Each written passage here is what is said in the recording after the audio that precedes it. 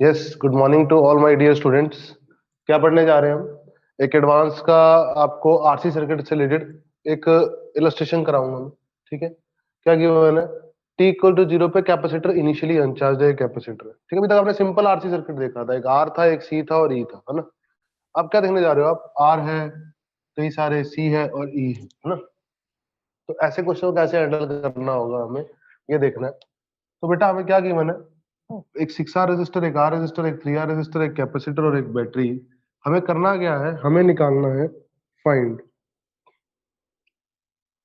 Eight T equal to zero current in all resistors, current in all resistors, सभी resistors के cross current बताना है। ठीक है, फाइंड, फिर हमें बताना है charge store in capacitor, charge stored in capacitor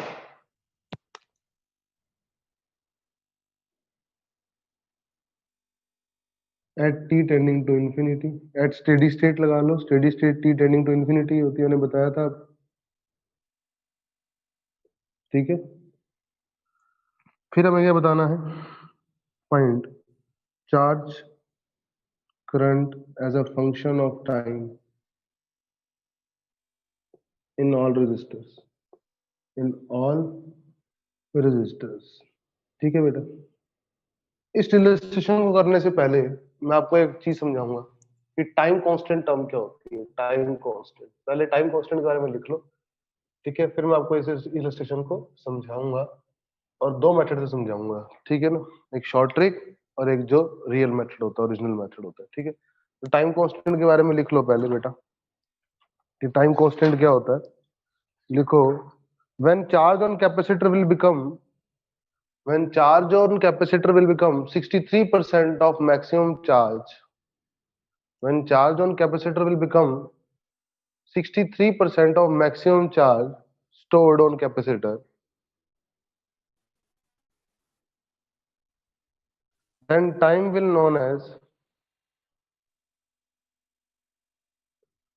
then time will known as time constant, then time will known as time constant। देखो मेरी बात समझो ढंग से। देखो, अगर मैं सिंपल आरसी सर्किट लेता, एक आर लेता, एक सी लेता, ध्यान से देखो है ना, और ये ई लेता,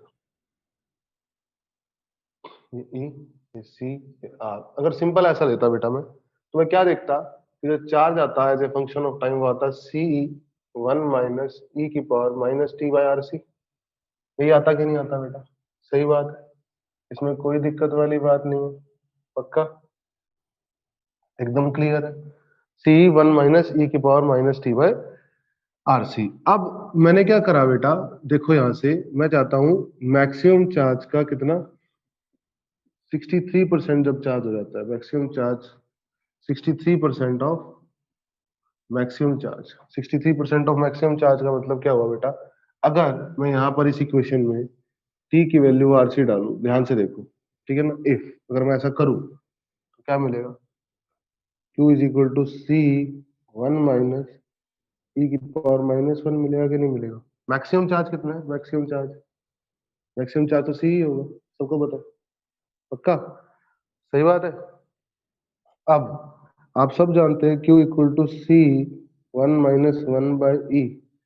ई आपको पता है लगभग लगभग होता है 2.71। ठीक है, ई क्या होता है? 2.71। और वन अपॉन ई कितना होता है?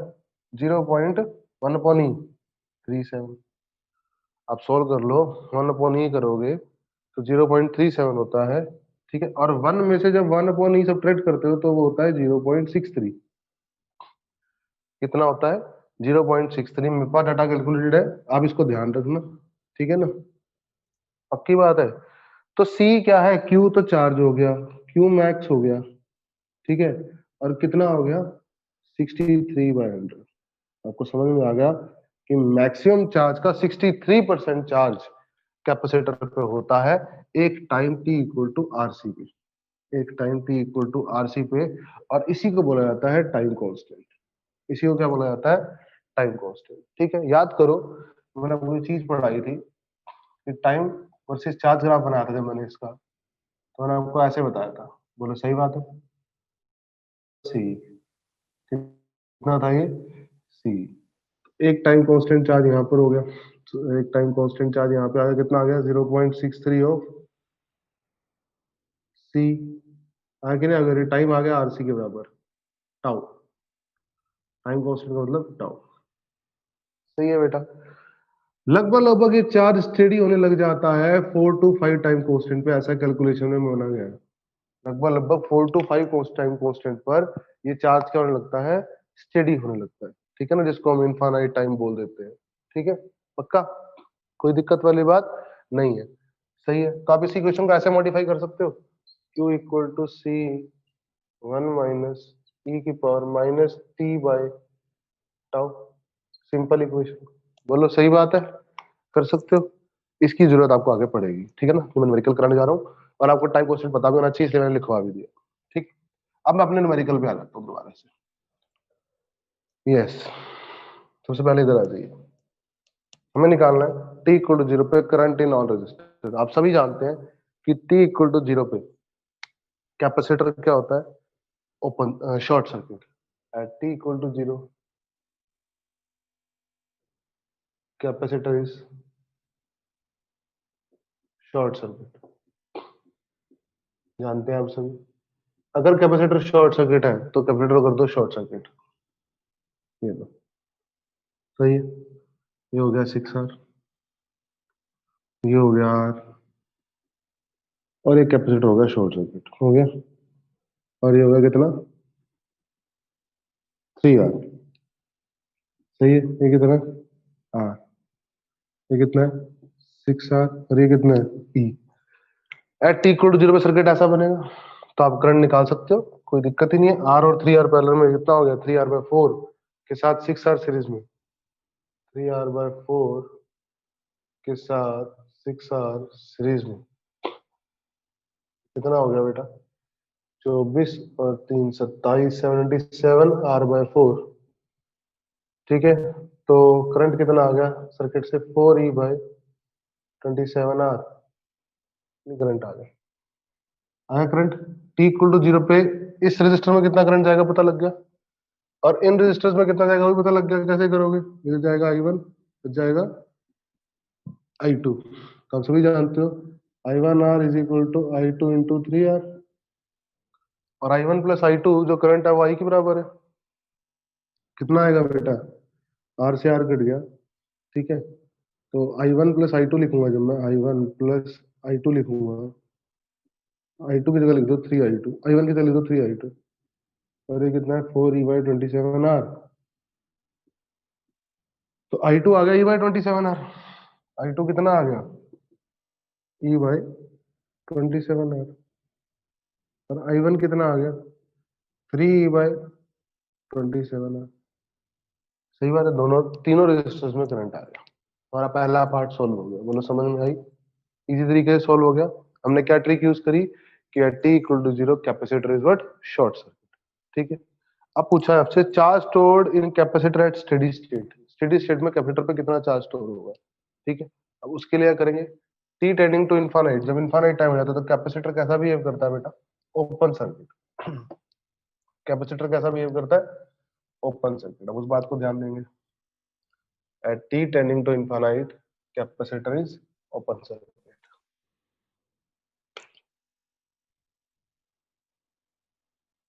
ओपन सर्किट, ओपन सर्किट का मतलब डायग्राम बनाएंगे दोबारा से, सेकंड पार्ट हो गया बेटा। तो ये बैटरी होगी, ये रेजिस्टर होगा 6R वाला, ठीक है, नो प्रॉब्लम। ये एक रेजिस्टर और होगा R वाला, कैपेसिटर हो गया ओपन सर्किट, कर दिया ओपन सर्किट कैपेसिटर को। और ये इधर आ गया, इधर आ गया, ये कितना आ गया इधर, ये आ गया 3R, ये आ गया R। इस पॉइंट को नाम दे दो कुछ देर के लिए A, इस पॉइंट को नाम दे दो कुछ देर के लिए B। ठीक है ना, तो ये A भी हो गई, पक्का, सही है। अब क्या किया बेटा, अब क्या किया, अब हमने निकाला करंट सर्किट में, तो सर्किट में कितना करंट जाएगा I। देखो ये तो ओपन हो गया, तो इस तार में तो कोई करंट नहीं जाएगा, 6R और 3R 9R हो गया, तो करंट आ जाएगा E/9R। कितना आ गया? E/9R। क्योंकि ये पोटेंशियल ए है तो इसका पोटेंशियल भी ए ही हुआ, कारण तो कोई करंट नहीं है इसमें, इसका भी है तो इसका भी क्या हुआ? बी। पक्की बात है, सही है एकदम। तो अब अगर ध्यान से देखा जाए तो ए और बी के बीच में जो पोटेंशियल है वो कितना है? ये माइनस ई बी कितना है? करंट है E/9R इंटू रेजिस्टेंस है 3R, तो कितना आ जाएगा? ये माइनस ई बी आ जाएगा E/3। तो ए और बी के जो पोटेंशियल ड्रॉप आ गया E/3, ठीक है। तो चार्ज कितना आ गया कैपेसिटर पे? C/3 resistance into potential difference. बोलो सही बात है। तो charge stored in capacitor steady state आ गया, और बाकी दो रेजिस्टर में करंट भी आ गया स्टेडी स्टेट में कितना आ रहा है। ठीक है बेटा, ये भी क्लियर है आपको, सेकंड पार्ट भी आपको हो गया क्लियर। ठीक है, अब आ जाओ third part. Third part third part क्या कहता है? थर्ड पार्ट कहता है मुझे चार्ज और करंट चाहिए as a function of time transient. अगर ट्रांजिएंट नहीं कहेगा तो स्टेडी स्टेट ओपन सर्किट और शॉर्ट सर्किट का काम चल जाएगा। अगर आपसे ट्रांजिएंट नहीं पूछेगा तो ओपन सर्किट और शॉर्ट सर्किट वाली कंडीशन लगा के काम चल जाएगा ना। अब अगर ट्रांजिएंट पूछ रहा है तो ट्रांजिएंट निकालने के दो तरीके रहेंगे हमारे पास। एक बेसिक मेथड रहेगा और एक शॉर्टकट रहेगा। ठीक है, पहले क्या बताऊं? चलो पहले बेसिक बताता हूँ। बेसिक मेथड ठीक है, बेसिक मेथड में क्या होगा देखो ध्यान से, आप सभी जानते हैं ये है सर्किट हमारा। पक्का इसी में बना लेते हैं, बार बार नहीं किया जाता, इसी में बना लेते हैं।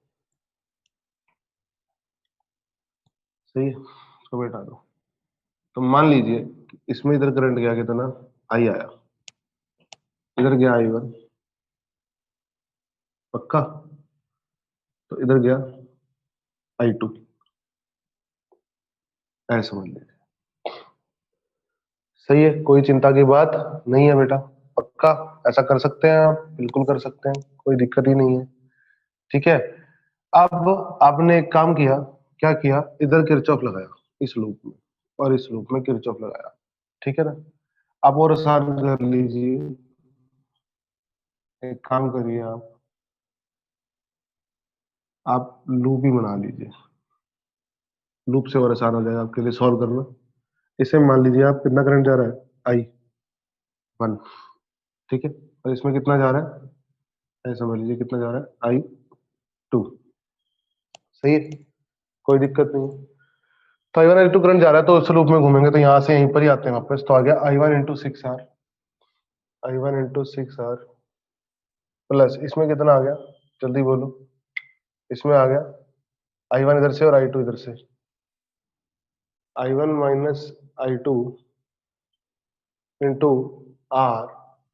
सही है, प्लस C कितना आ गया? C Q/C।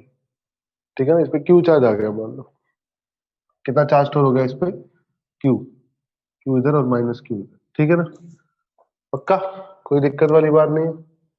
Equal to what? 0। और इस लूप में घूमेंगे तो कितना आएगा? I2 × 3R। सही है, minus Q/C plus I2 - I1 into R equal to what? 0। Q क्या है? क्यू क्या है बेटा? देखो मेरी बात ध्यान सुनो। इधर करंट आ रहा है I1 - I2। I1 - I2 है dQ/dt।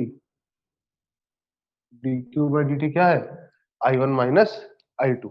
पक्का कोई दिक्कत वाली बात कहीं से कहीं तक नहीं है। सही है एकदम। तो मुझे क्या करना है? ये I2 गिवन है मेरे को, ठीक है ना। अब मैं एक काम करता हूँ, क्या काम करूंगा? ऊपर वाली इक्वेशन से I2 उठा के यहाँ डाल देता हूँ। ठीक है ना, या फिर I2 - I1 निकालना है ना मुझे, तो I2 - I1 निकालने के लिए हम एक काम कर सकते हैं, नीचे वाली इक्वेशन को मल्टीप्लाई कर देते हैं 2 से। देखो कर देते हैं तो क्या मिलेगा मुझे, ध्यान से देखो।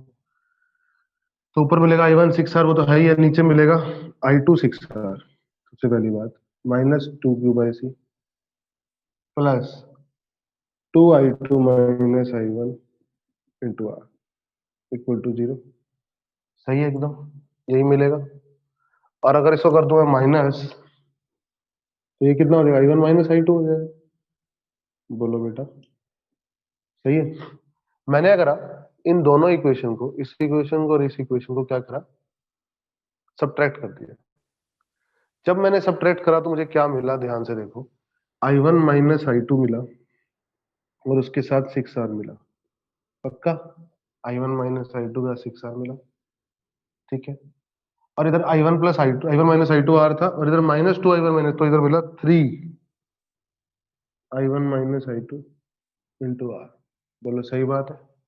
उधर क्यू बाई सी था, इधर माइनस 2 क्यू बाई सी है, तो मिला प्लस 2 क्यू बाई सी। सही है, इक्वल टू 0। यही तो मिला, सॉरी 3 क्यू बाई सी। सही है, ध्यान से देखो, फिर से बता रहा हूँ।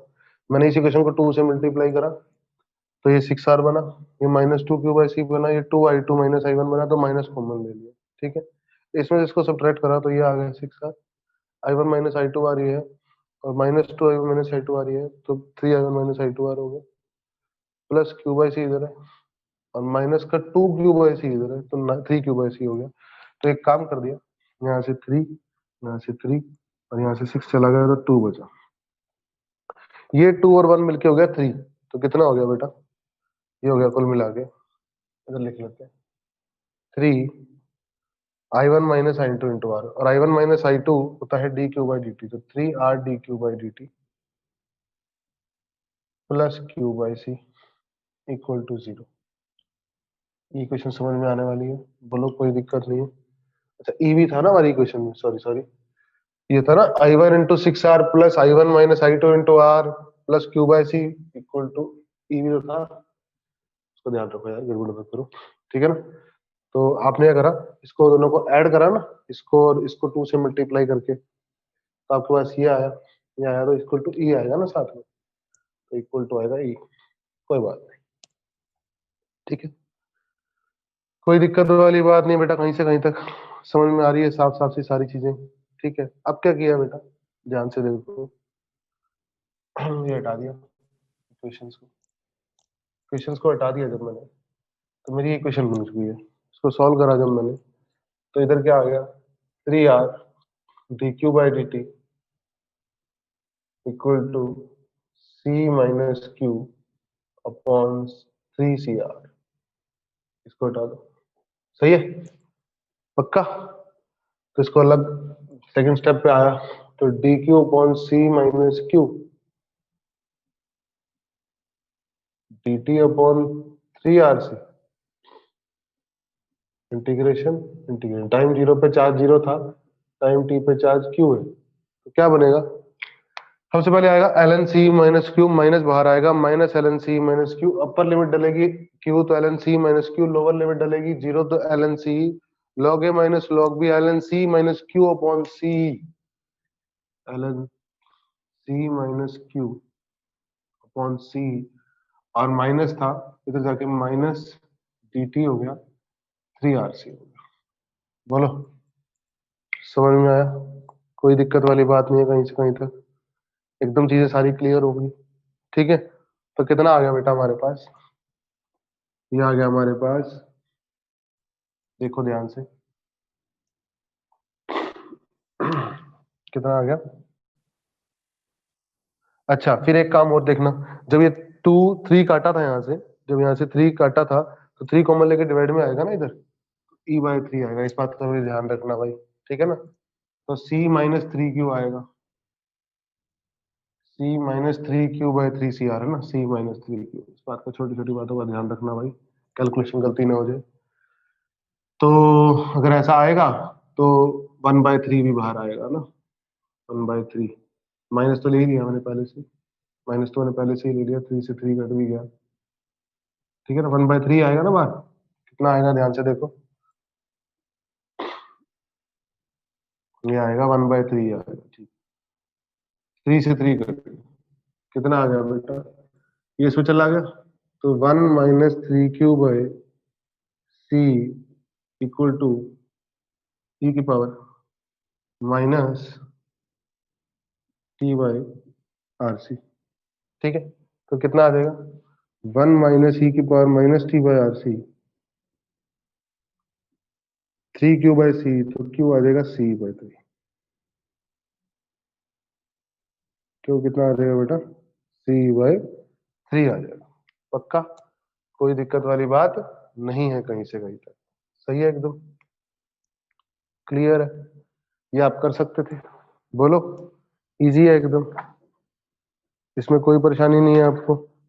हम्म, बिल्कुल कर सकते थे आप। सही है।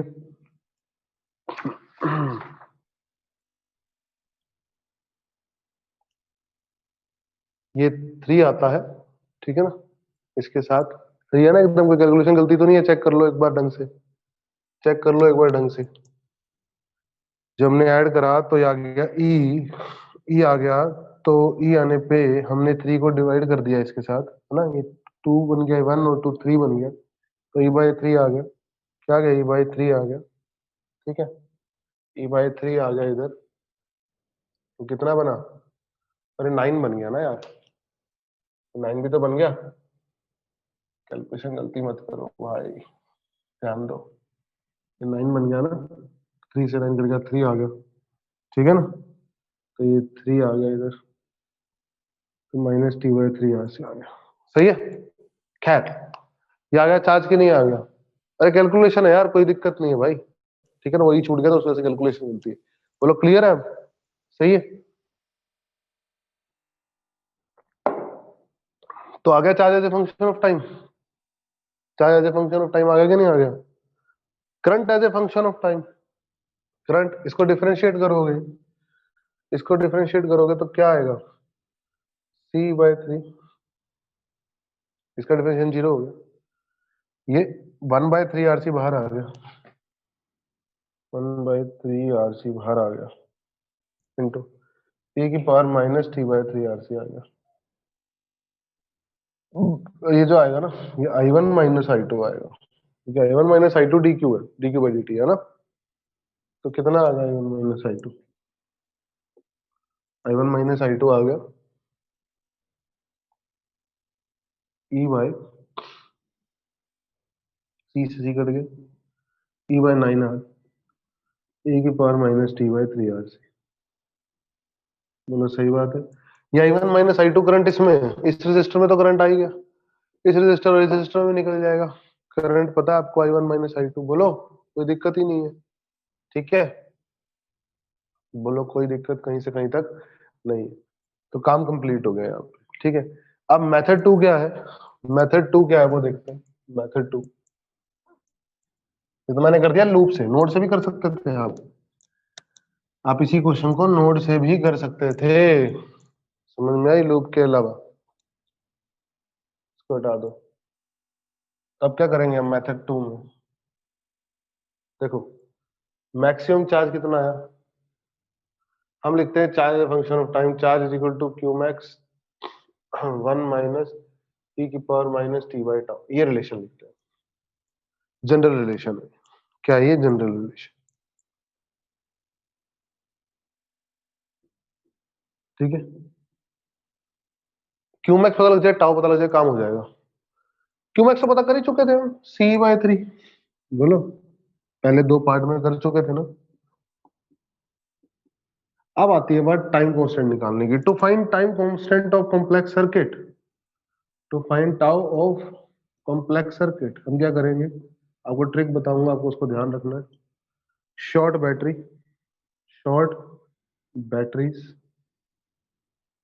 फिर ओपन कैपेसिटर, कैपेसिटर को ओपन कर दो।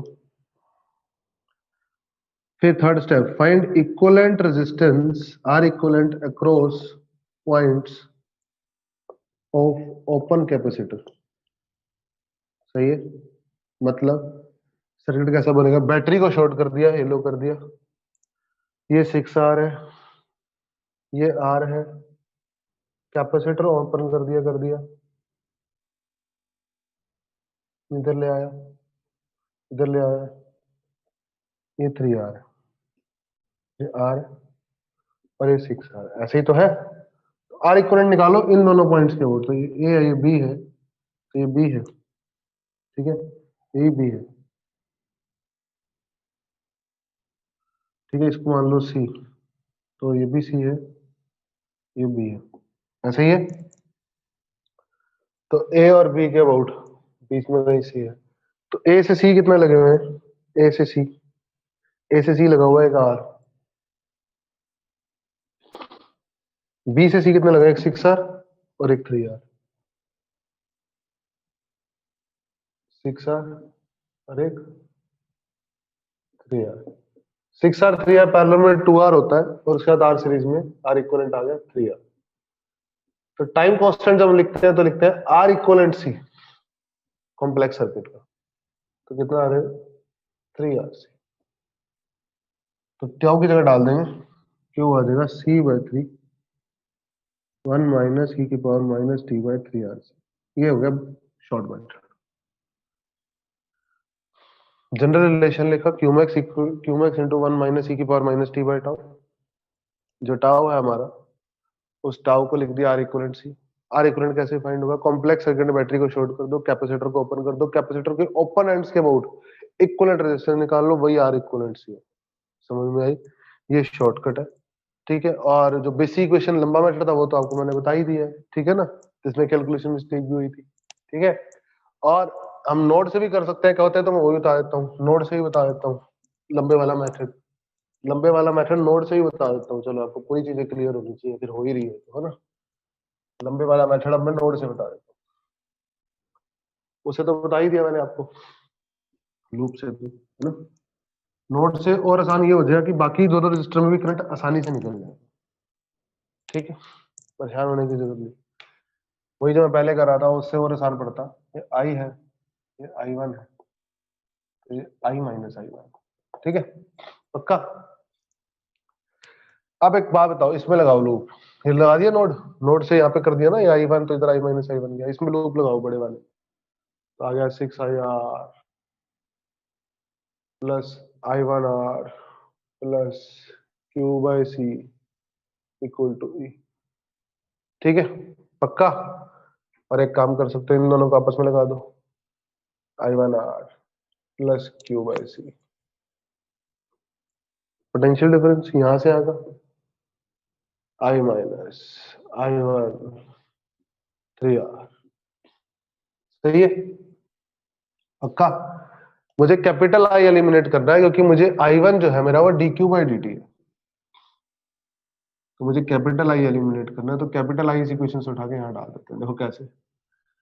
सबसे पहली बात I1R और ये माइनस I1 3R मिलके हो गया 4I1R प्लस Q/C, साथ ही साथ हो गया 3R और कैपिटल आई, कैपिटल आई का मतलब क्या होता है, कैपिटल आई का मतलब होता है E minus Q/C minus I1R, सही है, E minus Q/C minus I1R upon upon 1/6R,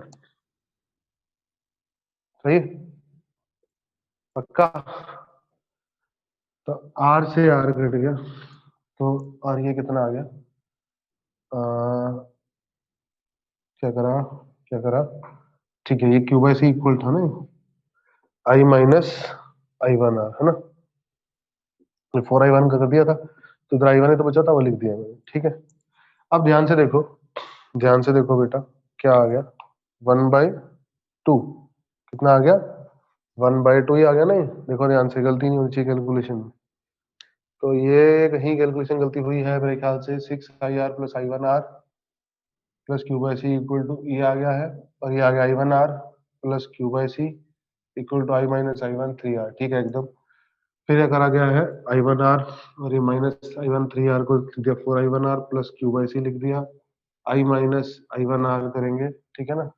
अच्छा, तो एक बताता हूँ अभी, या I माइनस, अच्छा I1R तो उधर ले गया मैं, 3R के साथ तो बचा 3R के साथ कैपिटल आई, अब कैपिटल आई कैसे आएगा, E minus Q/C minus I1R upon 6R, बिल्कुल ठीक है, कोई दिक्कत नहीं, ठीक है।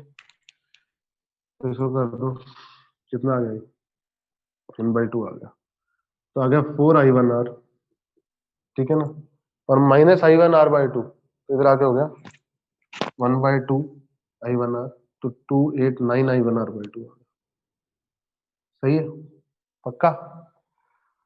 साथ ही साथ इधर हो गया प्लस Q/C और माइनस Q/2C, तो 3Q/2C हो गया, 3Q/2C हो गया, और साथ ही साथ ये भी हो गया, Q भी हो गया, सब हो गया, E/2, 2 उड़ा दो, उड़ा दिया, उड़ा दिया 2, तो कितना आ गया बेटा, I1 को लिख दो dQ/dt, 9 dQ/dt, ठीक है ना, तो कितना आ गया, तो वही क्वेश्चन आगे देखो दोबारा से, 9 dQ/dt, मैं आगे सॉल्व करूंगा, मैं कोई क्वेश्चन बता रहा हूँ बस। कितना आ गया, C-3Q/C, तो 9 और आगे तो 9 से आ, बोलो वही क्वेश्चन आई कि नहीं आ गई दोबारा से, जो पहले बनी थी, जो पहले क्वेश्चन बनाई थी वही क्वेश्चन आ गई। सही है, तो ये मैंने आपको एक न्यूमेरिकल कराया जिसमें आपको पूरा प्रॉपर पता चला कि कॉम्प्लेक्स सर्किट, आरसी सर्किट आएगा तो कैसे हैंडल करना। ठीक, अब फोल्डिंग सर्किट समझ लो, बस आज कंप्लीट हो गया, फिर आज ही कंप्लीट हो गया बेटा सारा। फोल्डिंग सर्किट समझ लो, फोल्डिंग मेथड समझ लो, इक्विवेलेंट रेजिस्टेंस। कल मैं आपको मैग्नेट पढ़ाऊंगा, कल मैं आपको मैग्नेट पढ़ाऊंगा, मैग्नेट। फोल्डिंग मेथड समझ लो बस एक छोटा सा।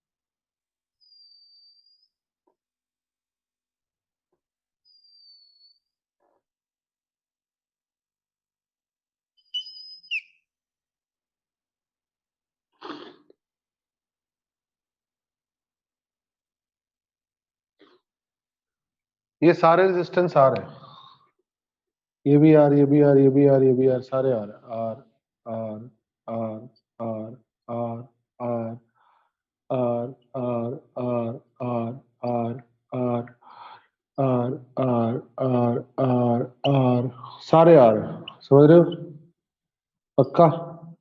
कौन कौन से आ रहे हैं सब दिखाई दे रहा है आपको, सब आ रहे हैं, ठीक है ना, क्लियर है, तो मैं हटा रहा हूं, मैंने आपको बता दिया कि सारे रेजिस्टेंस आ रहे हैं। आपको इक्विवेलेंट रेजिस्टेंस बताना है ए और बी के क्रॉस, क्या बताना है, ए और बी के क्रॉस इक्विवेलेंट रेजिस्टेंस बताना है, ए और बी के क्रॉस इक्विवेलेंट रेजिस्टेंस बताना है।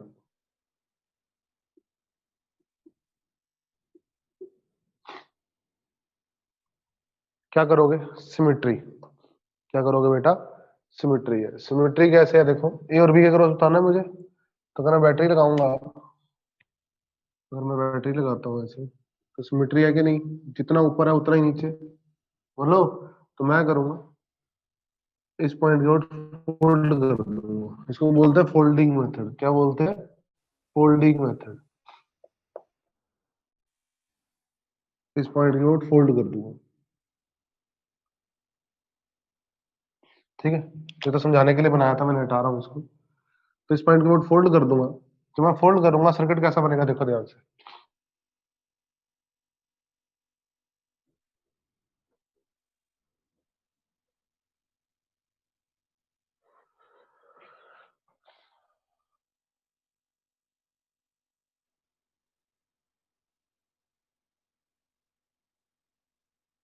ऐसा ही बन जाएगा, फोल्ड करके देखो, इसको जब फोल्ड करूंगा ऐसा ही बन जाएगा, देखो ये इसके ऊपर आ जाएगा, पैरेलल में हो जाएगा ये वाला पॉइंट और ये वाला पॉइंट, कितना बन जाएगा R/2, तो सारे R/2 बन गए क्या, नहीं बन गए, देखो देखो सारे एक दूसरे के ऊपर आ गए बेटा, जैसे ये इसके ऊपर आ गया, ठीक है ना, बोलो, ये इसके ऊपर आ गया, ये इसके ऊपर आ गया, ये इसके ऊपर आ गया, फोल्ड होते ही सारे क्या हो गए, R/2 हो गए क्या, नहीं हो गए, पक्का। अब देखो ध्यान से, अगर यहाँ लगाई जाए बैटरी, अलग मार्कर से बना के दिखा रहा हूँ, अलग मार्कर से बना के दिखा रहा हूँ, यहाँ बैटरी लगाई जाए तो क्या होगा, यहाँ से करंट आया ही, ठीक है, फिर यहाँ गया I1, यहाँ गया I2, फिर ये I1 ऊपर ऊपर से चलता रहेगा और I2 नीचे से इधर से जाएगा, फिर इधर जाएगा। बोलो सही है? सिमेट्री है ना? याद करो वो वाला क्वेश्चन आपका, मैंने बताया था आपको। अपोजिट बैटरी लगा के देखोगे तो सेम करंट आ रहा है ना? तो ये पॉइंट नोड की तरह बिहेव नहीं करेगा, ये पॉइंट भी नोड की तरह बिहेव नहीं करेगा। इसको ले लो ऐसे, इसको ले लो ऐसे, इसको ले लो ऐसे, इसको ले लो ऐसे, फिर ये पॉइंट भी नोड की तरह बिहेव नहीं करेगा। इसको ले लो ऐसे, इसको ले लो ऐसे। समझ में आई बात? तो क्या बन गया ये R/2 R/2 R/2 R/2 R/2 R/2, ये सारा मिलके बन गया 3R। 6 बार हो गया ना? कितना मिलके बन गया ये 3R बन गया। ये R/2 कोने वाले था, ये कितना बन गया? 1 2 3 4, ये बन गया 2R।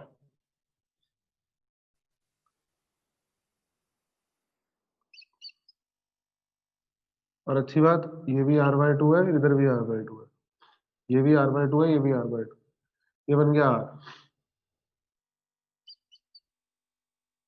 और अच्छी बात, ये भी R/2 है, ये भी R/2 है, ये भी R/2 है, और ये भी R/2 है। बोलो समझ में आई? पक्का?